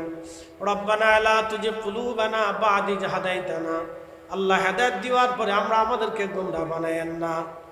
ওয়াফু আন্না ওয়াগফির লানা ওয়ারহামনা আনতা মাওলানা। এইভাবে রব্বে কারীমের দরবারে আমরা বারবার বারবার চাই। আল্লাহ বলেন, এই চাওয়া থেকে আমার থেকে যদি তুমি বিরত হয়ে যাও, এটা যে যদি বাদ দিয়ে দাও, আমার কাছে যদি না চাও, সায়াদখুলুনা জাহান্নামা দাখিরিন, তোমাকে আমি অপমান করি, অপদস্থ করে আমি আল্লাহ তোমাকে জাহান্নামে নিক্ষিপ্ত করব। আমার কাছে চাও, আমার কাছেই চাবা। আমরা চাই আল্লাহর কাছে, কিন্তু মাজুসিরা আগুন জ্বালে, আগুনের সামনে চায়, হে আগুন তুমি আমাদের ভগবান, আমাদেরকে দাও। এই জন্য আল্লাহ বললেন ইল্লাল্লাযীনা আমানু, যারা ঈমান আনছে তারা ভুলের মধ্যে নাই। একসাথে যারা বলেন আল্লাহু আকবার। যারা ঈমান এনেছে তারা ভুলের মধ্যে নাই, যারা ঈমান এনেছে তারা ভুলের মধ্যে নাই, যারা ঈমান এনেছে তারা ভুলের মধ্যে নাই। ঈমান হবে কেমন? আল্লাহর দরবারে ঈমান কেমন হবে? ঈমান হবে আকাইদে আহলে সুন্নাত ওয়াল জামাতের মতো। যেই ঈমানে চার ইমাম ঘুমিয়ে গেছে, যেই ঈমানে সাহাবা ইকরাম ঘুমিয়ে গেছে, যেই ঈমানে তাবিঈন তাবিঈনগণ ঘুমিয়েছেন, যেই ঈমানে মুতাকাদ্দিমিন মুতাআখিরিন সালফে সালিহিন আউলিয়া আতকে নুজাবানু কাবা উলামা ফুদালা, আল্লাহর ওলিরা ঘুমিয়ে গেছেন। 12 আউলিয়া, 360 আউলিয়া, 4 মাযহাব 4 তরিকা, যে ঈমানে যে আকীদায় ঘুমিয়ে গেছেন, সেই ঈমান সেই আকীদার নাম আহলে সুন্নাত ওয়াল জামাত। কথা বলেন ঠিক কি না? আহলে সুন্নাত ওয়াল জামাত ছাড়াও কিন্তু আবার ঈমান আছে। তাদের ঈমান হলো গলদ ঈমান। কি ঈমান? গলদ গলদ গলদ। তাদের বিশ্বাস আছে, ঈমান মানে বিশ্বাস, তাদের বিশ্বাস আছে। যেমন একটা ফেরকা আছে কাদারিয়া, কাদেরিয়া না, কিন্তু আবার কাদেরিয়া হচ্ছে হুজুর গাউসে পাকের নামে তরিকা কাদেরিয়া। আর ইসলামের ভিতরে একটা ফেরকা আছে কদারিয়া। কদারিয়ারা হলো তাকদীরকে অস্বীকার করে। তারা বলে মানুষ নিজের ভাগ্য নিজে গঠন করে, আল্লাহর কাছে কোনো ভাগ্য টাগ্য নেই, মানুষ কাজ করলে খায়, না কাজ করলে না খেয়ে থাকে। এটা হলো তাদের বিশ্বাস। আচ্ছা বলেন তো, আপনাদেরকে একটা কথা বলি, আমাদের বাংলাদেশে আকিস কোম্পানি আছে, যিনি মরহুম আকিস সাহেব ছিলেন, ওনার নাম কি আমি জানি না পুরাটা। এই ভদ্রলোক বলে তেমন লেখাপড়া জানতেন না, কিন্তু একটা জিনিস দেখেন তো, তার গ্রুপে ইন্ডাস্ট্রিতে বড় বড় হায়ার এডুকেটেড পার্সনরা কিন্তু চাকরি করত। কি কথা ঠিক আছে কিনা? অথচ তিনি কিন্তু লেখাপড়া বেশি কিছু জানতেন না। তো তার লেখাপড়া ছিল না, কিন্তু আল্লাহ অর্থ দিয়েছিলেন। তাহলে এই তকদির কি লেখাপড়া দিয়ে হয় না আল্লাহ থেকে হয়? না আসতে কোন কেন? জোরে বলে, জোরে বলে, জোরে জোরে জোরে। আমাদের দেশে মসজিদ হয় না, দেখবেন অনেক প্রভাবশালী পয়সাওয়ালা তারা মসজিদ নির্মাণ করে দেয়। ওই মসজিদে চাকরি করে কারা? খতিবকে হয়, যে মুফতি পাস করিয়ে আসে। একটা মানুষ মুফতি পাস করিয়ে লেখাপড়া এসে ওই মসজিদের ইমামতি করে, আর আরেকজন ওই মসজিদ বানায় দেয়। যে মসজিদ বানায় তার লেখাপড়া নাই, সে কোটি কোটি টাকার মালিক, তার কোনো লেখাপড়া নাই, কিন্তু ওই মসজিদে চাকরি করে যিনি লেখাপড়া করে আসছে তিনি। এই জন্য লেখাপড়ার বিদ্যা হলে যদি রিজিকের মালিক হওয়া যেত, তাহলে শেখ সাদী রহমতুল্লাহ বলছিলেন, তাহলে দুনিয়ার ভিতরে আমি ধনী থাকতাম, কারণ আল্লাহ আমার বিদ্যা দিয়েছিল। তাহলে ইমাম আজম আবু হানিফা বড় ধনী থাকতেন, কারণ ওনার সাথে বিদ্যাওয়ালা কেউ নাই। হযরত ইমাম শাফিঈ অনেক বড় ধনী থাকতেন, তাহলে ওনার সাথে বিদ্যাওয়ালা কেউ নাই। এজন্য বিদ্যা দিয়ে অর্থ সম্পদ আর রুটি রুজি অর্জন করা যায় না। এই রিজিক, দৌলত, হায়াত, মৃত্যু, মানুষের তকদির, এটা আমরা কেউ বানাইতে পারি না, এটা আল্লাহ লিখে দেয়। কথা কন না, ঠিক কিনা? কে লিখে দেয়? আল্লাহ। যারা তকদিরকে অস্বীকার করে তারা হচ্ছে বাতিল ফেরকা, কদারিয়া। কদারিয়া, কাদেরিয়া না, কিন্তু আবার ভুল বুঝেন না। এই কদারিয়া অর্থ হলো তাকদীরকে অস্বীকার করনে বলা। আমি কালকে পরশুদিন এক ভিডিওতে দেখলাম, আরবের এক সাহেব, হেরেমের একজন ইমাম, তিনি দোয়া করতেছে, আল্লাহ তুমি ফকির মিসকিনের উসিলে আমরার দোয়া কবুল করো, আল্লাহ তুমি পশু পাখির উসিলে আমরার দোয়া কবুল করো। কি আশ্চর্য হলাম, আরবের হেরেমের ইমাম পশু পাখির উসিলা নিয়ে আল্লাহর কাছে দোয়া করতেছে, কিন্তু রসুলের উসিলা নিয়ে দোয়া করতে পারে নাই। এটাই দুঃখ। কতক্ষণ রাখা ঠিক কিনা? কি আশ্চর্য! যখন আমরা রসুলের উসিলা ধরি, তখন কে তোমরা উসিলা দর্শকে এটা শিরিক। আর আরবের শায়েখ হেরেমের ইমাম, তিনি ফকির মিসকিনের উসিলা ধরলেন, পশু পাখির উসিলা ধরলেন। আর আমরা সুন্নিরা নবীর উসিলা ধরি। কতক্ষণ রাখা ঠিক কিনা? ওলিদের উসিলা ধরি, আমরা শ্রেষ্ঠদের উসিলা ধরি।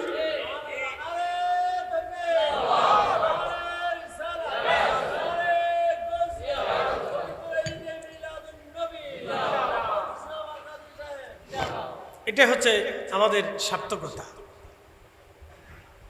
একদল আছে আমাদের দেশে উসিলা মানে না, আমরা তাদেরকে কি বলি? ওহাবি বলি, নজদি বলি। কথা ঠিক আছে না ভাই? তারা উসিলা মানে না, আরো অনেক কিছু মানে না। এ বলতে গেলে রাত শেষ হবে না। তারা যা মানে না তো মানে না, তারা আমরা লোকে আমরা বেদাতি। কি আশ্চর্য! শোনেন, বেদাতি কি জানেন? বেদাতি হচ্ছে ওই লোক যে আকীদাগত বেদাতি, হচ্ছে ভয়াবহ বেদাতি। কথা ঠিক কিনা? কি বেদাতি? আকীদাগত বেদাতি, এটা হচ্ছে ভয়াবহ বেদাতি। এই বেদাতি কিয়ামতের ময়দানে হাউজে কাউসারের পানি তার নসিব হবে না। কি জোরে জোরে বলেন না, আমি বলি না, আল্লাহ রাসূল বলেছেন, আল্লাহর মেহবুব বলেছেন। একদল মানুষ কিয়ামতের ময়দানে দৌড়ে দৌড়ে আল্লাহ রাসূলের কাছে যাবে, প্রিয় নবীজির মাঝখানে পর্দা পড়ে যাবে, ফেরেশতারা পর্দা টেনে দিবে। নবী বলবেন উম্মতি উম্মতি উম্মতি, এরা আমার উম্মত আমার উম্মত। ফেরেশতারা বলবেন ইয়া রাসূলুল্লাহ, আপনার উম্মত বটে, কিন্তু আপনার ইন্তেকালের পরে তারা নতুন নতুন মতবাদ চালু করছিল। কি মতবাদ? নতুন নতুন মতবাদ, নতুন নতুন বিশ্বাস তারা চালু করেছিল, যেই বিশ্বাস আপনি বলে দেন নাই। আপনার সিদ্ধান্তের পরিবর্তে তারা নিত্য নতুন মতবাদ চালু করেছিল। হুজুর, এরা নতুন মতবাদ চালু করেছিল। আল্লাহ রাসূল সাল্লাল্লাহু আলাইহি সাল্লাম তখন বলল, সহকা দূর হ শয়তান, সহকা দূর হয়ে যা, দূর হ। আমি রাসূলের কাছে কোনো জায়গা হবে না, হাউজে কাউসারের পানি তাদের নসিব হবে না। মনে রেখেন, এটা হলো আকীদাগত বেদাতি। আল্লাহ রাসূলের আব্বা আম্মারা যারা কাফের কয়, তারা আপনারা তো কাফের কইতেই পারে। কি কথা কন না, ঠিক কিনা? যারা রাসূলের আব্বা আম্মারা কাফের কয়, জাহান্নামী কয়, তারা আপনারা জাহান্নামী কবে, বেদাতি কবে, সাদাতি কবে, কত কিছু তো কবে। ও ছাতা আমাদের দেখার টাইম নাই। কথা কন না কেন? ওইগুলি আমাদের দেখার টাইম নাই। কি মারাত্মক কথা! আল্লাহর মেহবুবের আব্বা আম্মারা সে জাহান্নামে পাঠাই দিল, তা আপনারা কি স্বর্গে পাঠাবে? কি ভাবতেছেন আপনি? এটা আকীদাগত বেদাত, খুব জঘন্য বেদাত এটা। প্রিয় উপস্থিতি হাজিরিন, আল্লাহ বলেন ইল্লাল্লাযীনা আমানু, যারা ঈমান আনছে, ঈমান আনছে, ঈমান ঈমান, যারা ঈমান আনছে তারা ভুলের মধ্যে নাই, যারা ঈমান আনে নাই তারা ভুলের মধ্যে আছে। এরপরে আল্লাহ বলেন ইন্নাল্লাযীনা কাফারু মিন আহলিল কিতাবি ওয়াল মুশরিকিনা ফি নারি জাহান্নাম খালিদিনা ফিহা। ইন্নাল্লাযীনা কাফারু, নিশ্চয় যারা কাফির অবিশ্বাসী,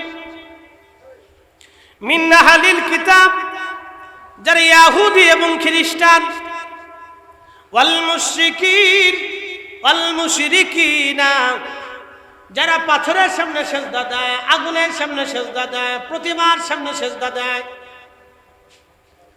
গাছের সামনে সেজদা দেয়, গাছের সামনে সেজদা দেয়, গাছের পূজা করে। কি আছে না? বিরাট বড় বট গাছ পাইয়া বট গাছের গুড়ায় বাতি জ্বালাই দিচ্ছে, বট গাছের গুড়ায় মোমবাতি জ্বালাইয়া কদ্দু সিন্নি টিন্নি দিয়া ফুল টুল দিয়া সামনে তুইয়া সেজদায় পড়ে গেছে। এল মুশরিক ওয়াল মুশরিকিনা ফি নারি জাহান্নাম খালিদিনা ফিহা। আল্লাহ বললেন এই সমস্ত মুশরিকরা জাহান্নামের ভিতরে নিক্ষিপ্ত হবে, চিরদিন পর্যন্ত তারা জাহান্নামে থাকবে, কোনোদিন তারা জাহান্নাম থেকে বের হবে না। আল্লাহ আমাদেরকে জাহান্নাম থেকে বাঁচাই দিলেন, এটাই হলো আমাদের ভাগ্য। আমরা ভুলের মধ্যে নাই। কথা বলেন ঠিক কিনা? কিসের মধ্যে নাই? ভুলের ভিতরে নাই, আমরা সঠিকের উপরে আছি। কেন? আমরা ঈমানের নূরে নূরান্বিত হয়ে আছি। ঈমানের দৌলত দিয়ে আল্লাহ আমাদেরকে ধন্য বানিয়েছেন, ঈমানের নূরে আল্লাহ আমাদেরকে নূরান্বিত করে দিয়েছেন। মনে রেখেন, ঈমানের নূর। প্রিয় উপস্থিতি হাজিরিন, খুব মনোযোগ দিবেন। এরপর রব্বুল আলামিন বললেন ওয়া আমিলুস সালিহাত, যারা নেক আমল করেছে, নেক কাজ করেছে, তারা ব্যতীত সব মানুষ ভুলের মধ্যে আছে। যারা নেক আমল করেছে তারা ব্যতীত সমস্ত মানুষ ভুলের মধ্যে আছে। যারা নেক আমল করেছে তারা ব্যতীত সব মানুষ ভুলের মধ্যে আছে। ওয়া আমিলুস সালিহাত, ওয়া আমিলুস সালিহাত, যারা নেক আমল করেছে, নেক কাজ করেছে, তারা ব্যতীত সব মানুষ ভুলের মধ্যে আছে। প্রিয় উপস্থিতি হাজিরিন, ভালো করে শুনে যাবেন, নেক আমল ছাড়া আমাদের আর কোনো রাস্তা নাই। ইমানের পরে নেক আমল, অবশ্যই নেক আমল করা লাগবে। আমরা আর কেমন নেক আমল করি, কিন্তু তারপরেও আল্লাহ আমাদের সম্মান দিয়েছেন। পূর্ব জামানার উম্মতেরা শত শত বছর ধরে তারা ইবাদত করতেন। পূর্ব জামানাতে বনি ইসরায়েলের একজন বুজুর্গ, তিনি একাধারে 70 বছর পর্যন্ত ইবাদত করলেন। একাধারে 70 বছর পর্যন্ত ইবাদত করার পরে 70 বছর পর্যন্ত ইবাদত করলেন একাধারে। 70 বছর ইবাদত করার পরে এই বনি ইসরায়েলের আল্লাহর বান্দা শয়তান চিন্তা করলো তাকে অবশ্যই ধোঁকা দেওয়া লাগবে, পথভ্রষ্ট করা লাগবে। এই জন্য শয়তান বহুদিন ধরে চেষ্টা করতেছিল তাকে পথভ্রষ্ট করার জন্য, তার ঈমান নষ্ট করে দেওয়ার জন্য চেষ্টা করতেছিল। আল্লাহ আমাদেরকে এই নবীর উম্মতে হওয়ার কারণে আল্লাহ আমাদের সম্মানকে বেশি বাড়িয়ে দিয়েছেন। খুব মনোযোগ দিবেন, বনি ইসরায়েলকে যে সম্মান আল্লাহ দিয়েছিলেন তার চাইতে 70 গুণ বেশি সম্মান আল্লাহ আমাদেরকে দিয়েছেন। ঈসা নবীর উম্মত, ঈসা আলাইহিস সালামের উম্মত নাসারাদেরকে আল্লাহ যে সম্মান দিয়েছিলেন তার চাইতে 70 গুণ বেশি মর্যাদা আল্লাহ আমাদেরকে দিয়েছেন। হযরত আদম সফিউল্লাহ থেকে ঈসা রুহুল্লাহ পর্যন্ত 2,24,000 নবী এবং রাসূল চলে গেছেন। তাদেরকে আল্লাহ যেই সম্মান দিয়েছিলেন তার চাইতে 70 গুণ মর্যাদা আল্লাহ আমাদের বেশি দিয়েছেন। আস্তে হয়ে গেল না, একসাথে বলবেন আল্লাহু আকবার। 70 গুণ মর্যাদা, 70 গুণ বেশি। তার একটা মর্যাদা আমল হবে কম, হায়াত হবে কম, কিন্তু জান্নাতে যাবে সবার আগে। আর একটা মর্যাদার নাম উম্মতে মারহুমা, গুনাহ নিয়ে কবরে গেলেও আল্লাহ গুনাহ মাফ করে হাসরের মাঠে উঠাবে। একসাথে বলবেন না মারহাবা। এও একটা মর্যাদা আল্লাহ দিয়েছেন। নেকি হবে কম, কিন্তু জান্নাতে যাবে সবার আগে। অল্প নেকির কারণে আল্লাহ বহু পরিমাণে বেনিফিট আল্লাহ দিয়ে দেবে। একসাথে বলবেন আল্লাহু আকবার। অল্প আমল করলেও কিন্তু নেকি আল্লাহ দিবে অনেক। যেমন মাহে রমজান অগণিত নেকি, জুমআ অগণিত নেকি, লাইলাতুল বারাত অগণিত নেকি, লাইলাতুল কদর অগণিত নেকি। অন্য কোন উম্মতকে আল্লাহ এই রাতগুলি দেয় নাই। ঈদুল ফিতর, ঈদুল আজহার রাত অগণিত নেকি, অগণিত নেকি। জুমার রাত অগণিত নেকি, তাহাজ্জুদের ওয়াক্ত অগণিত নেকি। অন্য কোন উম্মতকে আল্লাহ দেন না, এই উম্মতকে আল্লাহ দিয়েছেন। অন্য উম্মতরা 1 বছর 70 বছর ইবাদত করলে যেই পরিমাণ পাবে, আমরা 1 বছরে সেই পরিমাণ আল্লাহ আমাদেরকে দিয়ে দিবে। একসাথে বলবেন আল্লাহু আকবার। অন্য উম্মতরা 1 বছর যে ইবাদত করবে আমাদেরকে 70 বছর যে ইবাদত করবে আমাদেরকে 1 বছরেই তা দিয়ে দিবে। আল্লাহ তাই দিয়ে দিবে আমাদের। শুধুমাত্র এই নবীর কারণে আল্লাহ আমাদেরকে মর্যাদা দিচ্ছে না। আস্তে হয়ে গেছে, জোরে বলেন। তো সে নবী আমাদের মাঝে আসছে, আমি খুশি হব না তো শয়তান খুশি হবে? কি কথা কর না কেন? সেই রাসূল দুনিয়াতে আসছে, আমার ঈদ হবে না তো শয়তানের ঈদ হবে? ঈদ তো আমাদেরই হবে। এই হাত উঁচু করে বলেন ঠিক না বেঠে? ঈদ আমাদের হবে।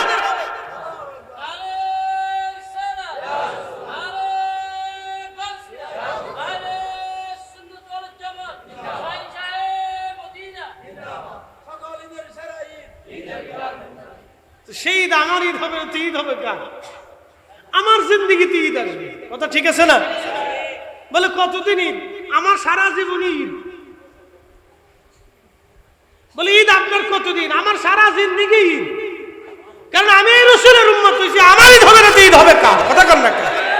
আমার সারা জিন্দেগি ঈদ।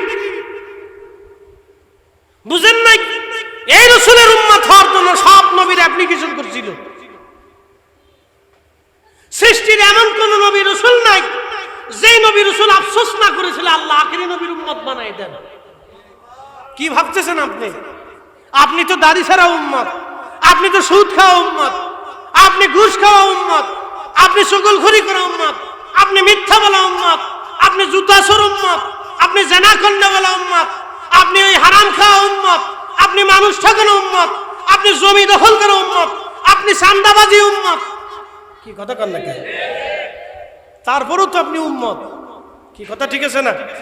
গুনাহ আছে কিন্তু তারপরেও কি উম্মত। আপনার গুনাহ আছে তারপরেও কি আপনি উম্মত? বলে কোন উম্মত? রাহমাতুল লিল, হাই হাই হাই জোরে বলেন রাহমাতুল লিল। আপনি তার উম্মত, গুনাহ আছে কিন্তু উম্মত তো আপনি শ্রেষ্ঠ নবী। একসাথে বলবেন না মারহাবা। সব নবীরা আফসোস করলো আল্লাহ আপনি আমাদেরকে ওই নবীর উম্মত বানায় দেন। বুঝতে পারতেছেন? মুসা কালিমুল্লাহর মতো জলিল কদর নবী, ঈসা রুহুল্লাহর মতো জলিল কদর নবী, হযরত আদম সফিউল্লাহর মতো জলিল কদর আবুল বাশার, হযরত শীশের মতো একজন নবী, হযরত নূহ আলাইহিস সালামের মতো জলিল কদর নবী, দাউদ আলাইহিস সালামের মতো জলিল কদর নবী, ইব্রাহিম খলিলুল্লাহর মতো জলিল কদর খলিল, তারাও পর্যন্ত আফসোস করলো আল্লাহ আখিরি নবীর উম্মত বানায় দাও। আল্লাহ ঈসা রুহুল্লাহর দাবি ছাড়া, দোয়া ছাড়া আল্লাহ কারো দোয়াকে মঞ্জুর করলেন না। মুসা কালিমুল্লাহর মতো নবী বারবার বলল আল্লাহ আখিরি নবীর উম্মত বানায় দাও। আল্লাহ বললেন না, তোমাকে তা দেব না। আল্লাহ রাব্বুল আলামিন আল্লাহ ঈসা রুহুল্লাহর দোয়াকে কবুল করলেন। এবার বুঝতেছেন আমরা কোন নবীর উম্মত, যে নবীরা পর্যন্ত এই উম্মত হতে চেয়েছিল, আর আল্লাহ আমাদেরকে দয়া করে ইহসান করে এই নবীর উম্মত বানাইছে। তো আমার জীবনে ঈদ আসবে না রাসূল পাওয়ার কারণে, আমি ঈদ করব না তো ঈদ করবে কে? কথা কন না ঠিক না? কি আশ্চর্য! উনি ঈদের দলিল খুঁজতেছেন, আপনি দলিল তালাশ করতেছেন। আপনার জিন্দেগি তো ঈদ, মানে অন্ধ কোনোদিন চোখে দেখে না। একটা কথা মনে রাখবেন, আমার চশমা ফেরেশ, এই জন্য আমি দুনিয়া ফেরেশ দেখি। যার চশমা কালা এ দুনিয়া কালা দেখে, যার চশমা লাল ও দুনিয়া লাল দেখে। কি কথা কন না কেন? ও দুনিয়া লাল দেখে। তো যার চশমার ভিতরে, চোখের ভিতরে, চোখের নয়নে যার মোহাম্মদ ইবনে আব্দুল ওহাব নজদির চশমা যার চোখে পড়ছে, সে আল্লাহ রসুলের মোহাব্বতে নবী পাইয়া তার জীবনে ঈদ আসে নাই। আমরা রসুলের ইশকের চশমা পড়েছি, আমাদের জীবনে নবী প্রেমের ঈদ এসে গেছে। কথা বলেন ঠিক না বেঠিক? আমাদের ঈদ এসে গেছে, ও আমার সারা জিন্দেগি ঈদ।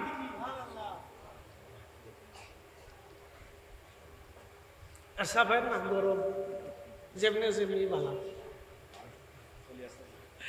পিছিয়ে পিছিয়ে বসুক, ভিতরে জায়গা থাকলে বসুক। কারণ আমি সাফাইতে পক্ষপাতি না, কারণ আমি তো জানি বিরাট গরমের গরম। চারপাশে এমন ভাবে ঘিরে দিছে, বাতাস ঢোকার কোনো সিস্টেম নেই। কিছু করার নাই, পরিবেশ যেভাবে সেভাবে তারা আয়োজন করছে, সুন্দর আয়োজন, চমৎকার হয়েছে। আল্লাহ তাদের এই খেদমতকে কবুল করুক বলে না। যারা পিছিয়ে পিছিয়ে আসতেছেন তারা ভিতরে এসে আস্তে আস্তে বসে পড়ে, বাইরে থেকে কিছু পাবেন না। এই জন্য আমাদের জীবন ধন্য বলে, কারণ কি? আমরা ঈমান পাইছি। একসাথে কর না মারহাবা। কি পাইছি? এরপরে কি পাইছি? আমল পাইছি। কথা ঠিক কিনা? আমিলুস সালিহাত। এরপরে রব্বুল আলামিন বললেন যারা ঈমানের পরে যারা আমল করেছে, আমল নেক আমল যাদের হয়েছে, আমার রব বললেন তারা ভুলের মধ্যে নাই, তাদের জীবনের ভুলের মধ্যে তারা নাই। আল্লাহ তাদেরকে ভুল থেকে বের করে নিয়ে নিলেন নেক আমল, নেক আমল। এই জন্যে হাইয়া আলাস সালাহ বলার পরে নামাজে দাঁড়াবেন, নামাজে চলে যাবেন, মসজিদে চলে যাবেন। যদি সুযোগ না হয় যেখানে থাকবেন সেখানেই দাঁড়াবেন। এই উম্মতকে আল্লাহ জমিনের প্রত্যেকটা স্তরকে আল্লাহ হালাল করে দিয়েছেন, পবিত্র করে দিয়েছেন। এই উম্মত যেখানে ইচ্ছা পবিত্র জায়গায় নামাজে দাঁড়াবে, নামাজ তার হয়ে যাবে। অন্য কোন উম্মতকে আল্লাহ মর্যাদা দেয় নাই। আপনি মসজিদে জায়গা পেলেন না, মসজিদের সাইডে পেয়ে গেছেন, দাঁড়িয়ে গেলেন। আপনি নামাজে রক্ত হয়ে গেছে, বাসের মধ্যে আছেন, নামাজে বসে যান। বিমানের মধ্যে আছেন, বিমানে কাজ সেরে দেন, বিমানে নামাজ পড়ে নেন। আপনি আকাশে উঠতেছেন, বিমানে নামাজ পড়ে নেন। আপনি জমিনে যেখানে জায়গা পান মাঠের মধ্যে ঘাস কাটতে গেছেন, ধান চাষ করতে গেছেন, যেখানে জায়গা আছে গামছা বিছাই ওইখানে নামাজে দাঁড়ায় যান। ওই জমিনটাকে আল্লাহ হালাল করে দিয়েছেন, জমিনটাকে আল্লাহ পাক করে দিয়েছেন। অন্য কোন উম্মতের জন্য এই অর্ডার, এই অনুমতি আল্লাহ তাআলা দেন নাই, শুধু এই উম্মতকে আল্লাহ বিশেষভাবে দিয়েছেন। জুমার দিন এসে গেল, আল্লাহ অন্য কোন উম্মতকে জুমা দেন নাই, এই উম্মতকে আল্লাহ জুমা দিয়েছেন। আপনি বুঝতে পারতেছেন বাইতুল আকসাতে ৭০,০০০ নবী নামাজ পড়লো, কিন্তু বাইতুল আকসার ভিতরে রিয়াজুল জান্নাহ পাওয়া গেল না। হারাম শরীফের ভিতরে ২,৪৪,২০,০০০ নবী রাসূলুল্লাহ তাওয়াফ করলো, কিন্তু ওইখানেও রিয়াজুল জান্নাহ পাওয়া গেল না। আমার নবী হুজরা শরীফ থেকে মিম্বর, মিম্বর থেকে হুজরা, হুজরা থেকে মিম্বর, মিম্বর শরীফ থেকে হুজরা শরীফ গেলেন আসলেন, গেলেন আসলেন, বারবার আসা যাওয়ার কারণে আমার মসজিদের ভিতরে আল্লাহ রিয়াজুল জান্নাহ বানাই দিলেন। একবার জোরে বলা যাবে কি মারহাবা? আপনি এবার বুঝে যান যে আপনার জীবনে ঈদ আসলো কেন, রসুল পাইয়া কেন ঈদ আসলো আপনার জীবনে, আপনি বুঝে নেবা। ৭০,০০০ নবী বাইতুল আকসায় নামাজ পড়ছে, রিয়াজুল জান্নাহ হয় নাই। সমস্ত নবীদের ইমাম মসজিদে নববীতে নামাজ পড়লেন, বারবার গেলেন আসলেন, আল্লাহ রিয়াজুল জান্নাহ ঘোষণা দিয়ে দিল। তো ওই নবী পাইয়া আমার ঈদ হবে না, ঈদ হবে কার? কথা বলেন ঠিক কিনা?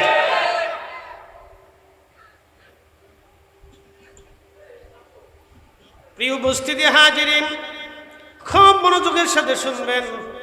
আল্লাহ আমাদেরকে আমল দিলেন, যারা আমলের মধ্যে আছে আল্লাহ বলেন তারা ভুলের মধ্যে নাই, তারা সঠিক পথে আছে। যারা আমল করলো তারা ভুলের মধ্যে নাই, তার সঠিক পথে আছে। এরপরে আল্লাহ বললেন ওয়াতাওয়াসাউ বিল হাক্কি ওয়াতাওয়াসাউ বিস সাবর। আমার রব আমার আল্লাহ বললেন, হে আমার বান্দারা, তারাও ভুলের মধ্যে নাই, যারা একে অপরকে হকের পরামর্শ দেয়, ন্যায়ের পরামর্শ বলে, ন্যায়ের সহযোগী হয়, ন্যায়কে প্রশ্রয় দেয়, সমর্থন দেয়, ন্যায়ের পক্ষে লড়াই করে, ন্যায়কে সাহায্য করে, ন্যায় প্রতিষ্ঠিত করার জন্য হওয়ার জন্য তারা সাহায্য করে, তারাও ভুলের মধ্যে নাই। একবার জোরে বলা যাবে কি মারহাবা? ও বন্ধু, আমার বাংলাদেশে ন্যায় প্রতিষ্ঠিত নাই। বলবেন হুজুর ন্যায় কেমনে নাই? বিচার সালিশে ন্যায় নাই, আদালতে অনেক জায়গায় অনেকেই ভাইজান এই বিভিন্ন কারণে, বিভিন্ন অসুবিধার কারণে ন্যায় বিচার পায় না। বন্ধু, আমাদের সমাজে ন্যায় বিচার হয় না, বিভিন্ন জায়গায় ন্যায় না থাকার কারণে, অন্যায় বৃদ্ধি পাওয়ার কারণে বন্ধু আমাদের দেশের আকাশ এখন বন্ধ হয়ে গেল। কি সেটা? আচ্ছা, আমাদের আকাশের বৃষ্টি কমে গেছে, ফসলে বরকত নষ্ট হয়ে গেছে, হায়াতের বরকত নষ্ট হয়ে গেছে, জীবনের বরকত নষ্ট হয়ে গেছে। অন্যায় অন্যায়। এই জন্য ন্যায় যারা করে, ন্যায়ের পক্ষে যারা থাকে, ন্যায়কে যারা সমর্থন করে এবং ন্যায় প্রতিষ্ঠিত হওয়ার জন্য যারা সংগ্রাম করে, আল্লাহ বললেন তারা হকের উপরে আছে, তারাও ভুলের মধ্যে নাই। আল্লাহ তাদেরকে ভুলের মধ্যে রাখে নাই, আল্লাহ তাদেরকে সঠিক পথে নিয়ে গেছে। একসাথে বলবেন না মারহাবা? আমার দিকে তাকান, এই ন্যায়ের একটা গল্প আপনাদেরকে শোনাইছি। খলিফা হারুন রশিদের রাজ দরবারে সিরিয়ার আলেপ্পো থেকে ইরাকের বাগদাদে একটা চিঠি গেছে। সিরিয়ার আলেপ্পো শহর, আলেপ্পো অঞ্চল থেকে, ও প্রদেশ থেকে, শহর থেকে একটা চিঠি গেছে। চিঠির মধ্যে লেখে, ইয়া আমিরাল মুমিনিন, আমাদের আলেপ্পো শহরে আজকে 1 মাস হলো আমাদের যিনি কাজী আছেন, বিচারক আছেন, তিনি অসুস্থ। তো তিনার অসুস্থতার কারণে বিচার কার্য হয় না, বিচার কার্য সমাধান হয় না। শহরে চুরি ডাকাতি, হত্যা, রাহাজানি বেড়ে গেছে। মনে রাখবেন, প্রশাসক যদি দুর্বল হয় তাহলে দেশে খুন খারাপি, মারামারি, ধরাধরি, চুরি ডাকাতি, রাহাজানি, ধর্ষণ বাড়ে। কথা কন না কে? ঠিক কিনা? প্রশাসক যদি দুর্বল হয়, দেশে চুরি ডাকাতি, খুন খারাপি, মারামারি, রাহাজানি বাড়তে থাকে, তখন সমাজ আর রাষ্ট্র ভেঙে যায়। মনে রেখে, সমাজ রাষ্ট্র ভেঙে যায়। এই জন্য ইসলামের প্রথম একটা সবক আল্লাহ রসুলের জিন্দেগি দেখবেন, ইন্নাল্লাহা ইয়া'মুরু বিল আদল। হে মানব জাতি, হে মুসলমান, তোমাদেরকে হুকুম করলাম তোমরা পৃথিবীতে ন্যায় প্রতিষ্ঠিত করো। একসাথে বলবেন আল্লাহু আকবার। কি প্রতিষ্ঠিত করো? ন্যায় প্রতিষ্ঠিত করো। যখনই ন্যায় প্রতিষ্ঠিত হবে তখন চুরি, ডাকাতি, হত্যা, রাহাজানি জিরো টলারেন্সে চলে আসবে, একবারে জিরোতে চলে আসবে। কারণ চুরি করার আগে সে চিন্তা করবে সর্বনাশ, ধরা পড়লে হাত থাকবে না। ডাকাতি করলে চিন্তা করবে ধরা পড়লে আর জামিন হবে না। খুন করলে চিন্তা করবে খুনের বদলে খুন, কাতাল বিল কতল, হত্যার বদলে হত্যা। বাংলাদেশে কয়টা খুনের ফাঁসি হয় বলেন তো? যার কারণে সবাই খুন করে, যে পারে হেই খুন করে, যার ক্ষমতা আছে হেই মারে। এই জন্য স্বাধীনতার পর থেকে আজ পর্যন্ত কোনোদিন শান্তি পাইনি। বুঝতে পারছেন? রাজনীতি আমার ওয়াজ না, কিন্তু ইনসাফের কথা বলতে সেই কথাটা বলতেই হলো। স্বাধীনতার পর থেকে আজ পর্যন্ত শান্তি পাইলাম না। কি কথা কন না কেন? শান্তিতে আছেন না? স্বাধীনতার পর থেকে আজ পর্যন্ত শান্তি পাইলাম না, এ জাতি শান্তি পাইনি। বলে কারণ কি? ইনসাফ ওইভাবে প্রতিষ্ঠিত নাই, যার কারণে এই জাতির কোনোদিন ভাগ্যের পরিবর্তন হয় নাই, শান্তিও আসে নাই। সুজা হিসাবে ইন্নাল্লাহ ইয়া'মুরু বিল আদল, আমি হুকুম দিলাম তোমরা ন্যায় প্রতিষ্ঠিত করো, ন্যায় বিচার করো। একসাথে বলবেন আল্লাহু আকবার। কে শিখাইলেন? আল্লাহ। এই ন্যায়ের উপরে যারা থাকে আল্লাহ বলছেন তারাও ভুলের মধ্যে নাই।